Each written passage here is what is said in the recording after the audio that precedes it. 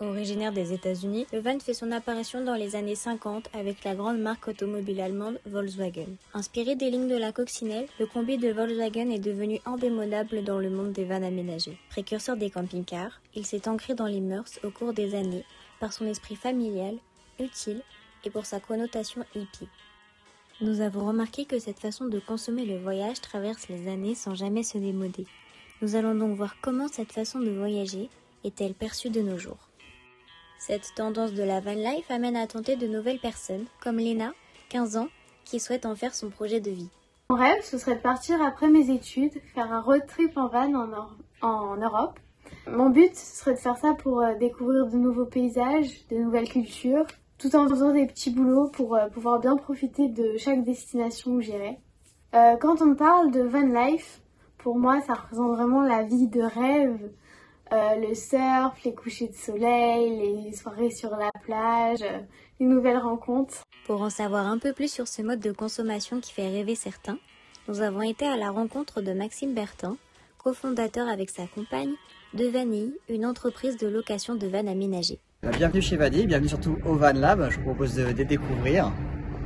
Donc vous l'aurez compris, Van Lab c'est un peu notre petit laboratoire où on s'amuse à faire des vannes et surtout accueillir nos clients pour les voyages. Alors Vanille, c'est un projet qui est né dans notre tête, comme tout projet en 2018, et on a créé la structure juridique en janvier 2019, donc on sera bientôt le 3e anniversaire de la date de création de la société. Alors notre zone de chalandise en ce qui concerne nos voyageurs, donc la plupart de nos voyageurs sont normands pour une grosse moitié, enfin les 2/3, et ensuite ça va être les régions limitrophes, surtout l'Île-de-France, mais également la Picardie et les Hauts-de-France. Et ensuite, voilà, on a des voyageurs qui viennent d'un peu plus loin. Alors l'objectif de Vanille, c'était de viser, j'ai envie de dire, une satisfaction cliente complète, d'avoir vraiment une expérience qui soit au moins équivalente aux attentes de nos voyageurs, mais surtout idéalement au-delà, en se basant également sur notre propre expérience de visiteurs. Oui, le marché a quand même pas mal évolué puisqu'il y a eu beaucoup de nouveaux entrants, puisque d'une part il y a une certaine mode du van aménagé, on le voit bien à travers tous les influenceurs voyage. Beaucoup disent tiens, c'est encore un mode qu'on n'a pas essayé, il faut qu'on le fasse puisqu'en ce moment tout le monde le fait. Et puis également il y a le contexte sanitaire des dernières années qui a poussé beaucoup d'acteurs du tourisme à s'orienter sur ce type de voyage qui présente assez peu de contraintes vis-à-vis du risque sanitaire. Nous avons interrogé des personnes déjà adeptes de cette façon de voyager. Nous retrouvons Chloé, 23 ans, fervente adepte de ce nouveau mode de vie depuis 1 an, et Émilie, 31 ans, ayant acheté son premier fourgon aménagé il y a 3 ans maintenant. J'ai voyagé en Nouvelle-Zélande, c'est là que j'ai pu découvrir le super moyen de transport qui est le van. C'est en faisant beaucoup de recherches, donc sur des blogs de voyage, sur des sites touristiques, aussi sur les réseaux sociaux. Mais on a aussi lu pas mal d'articles sur les livres de voyage comme le Routard, le Lonely Planet. C'est là qu'on s'est rendu compte qu'en fait la Nouvelle-Zélande était le pays du van par excellence. En revanche, pour avoir accès à ces campings gratuits, il faut être entièrement self-contained, donc c'est-à-dire autonome. On avait aussi envie de voyager en van parce qu'on avait un peu cet idéalisme aussi du voyage avec les photos qu'on voyait avec les montagnes et puis le van juste devant, le van Volkswagen de couleur pétant souvent. Alors, on avait un peu cette idée du voyage où le van en faisait partie. De son côté, Émilie a choisi ce mode de vie pour la liberté avant tout. Elle y trouve une certaine forme de luxe avec la possibilité de se trouver au bord de la mer ou près d'une forêt, cela varie au gré de ses envies. Elle dit également que par esprit minimaliste, vivre avec l'essentiel sans s'enfermer dans une vie matérialiste est une chose importante et vivre dans un van nous contraint à devoir adhérer à ce mode de vie plus économe et plus simple. Émilie et Chloé nous parlent des avantages de la van life. C'est la liberté, c'est-à-dire de pouvoir s'arrêter pratiquement là où on le souhaite, en bord de route, dans une petite clairière ou en bord de lac, en haut d'une montagne. Là on a vraiment le temps, on peut prendre son temps pour faire les choses. Je pense que le deuxième avantage c'est l'espace. Il il y a énormément de rangement. On a vraiment les avantages d'une voiture et les avantages d'un camping-car. Au niveau des avantages, Émilie pense tout d'abord à la liberté de circuler.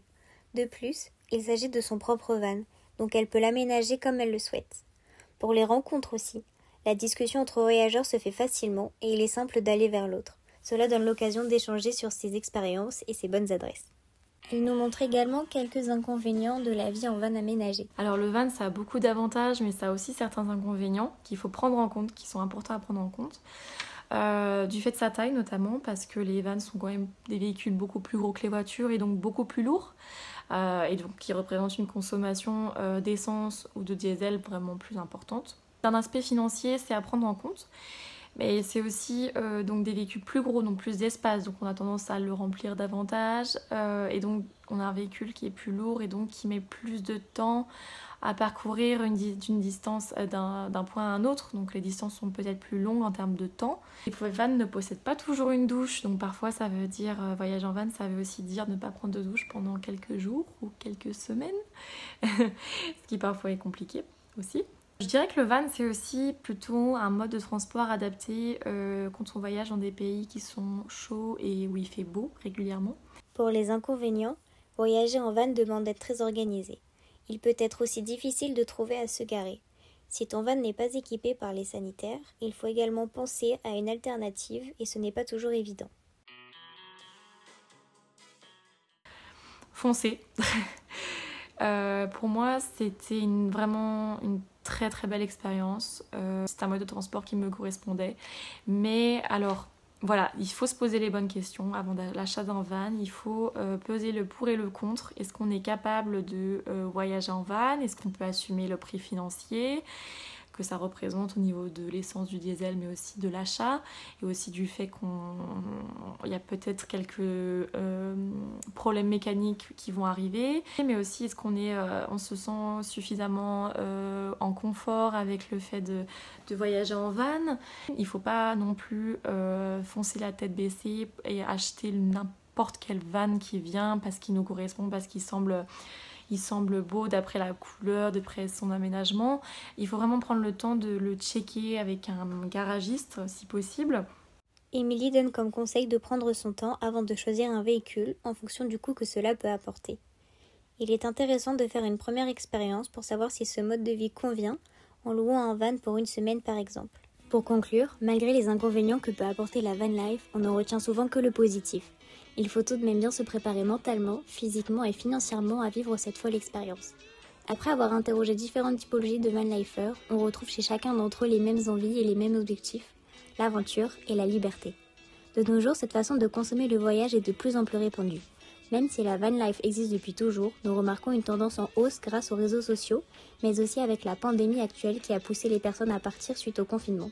Une tendance qui est facilitée avec les innovations que l'on peut avoir aujourd'hui pour être tout confort dans un van aménagé.